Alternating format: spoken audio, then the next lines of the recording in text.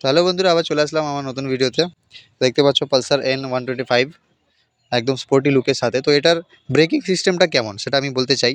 সামনে দেখিয়েছিলাম যে সামনে ডিস্ক আছে, তো ডিস্ক আর পেছনে আছে ড্রাম ব্রেক, ঠিক আছে। তো এই দুটো ব্রেক যে সামনেটা এবিএস হওয়া উচিত ছিল, ঠিক আছে। প্রাইস সেগমেন্টে এবিএস যদি দিত, স্পোর্টি লুকের সাথে আছে, এবিএস যদি দিত অনেক ভালো লাগতো।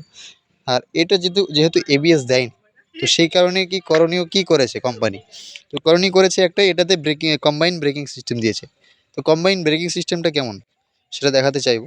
কম্বাইন ব্রেকিং সিস্টেমটা হচ্ছে, আমি যখন পেছনের ব্রেকটা, রিয়ার ব্রেকটা, ড্রাম ব্রেকটা প্রেস করব, তখন কিন্তু সামনের এটা কিন্তু কাছে চলে, পেছনেরটা যখন প্রেস করব তখন তখন কিন্তু এই যে এখানে তখন কিন্তু এই যে সামনের ব্রেকটা কিন্তু একটু হলে প্রেস হবে, ঠিক আছে।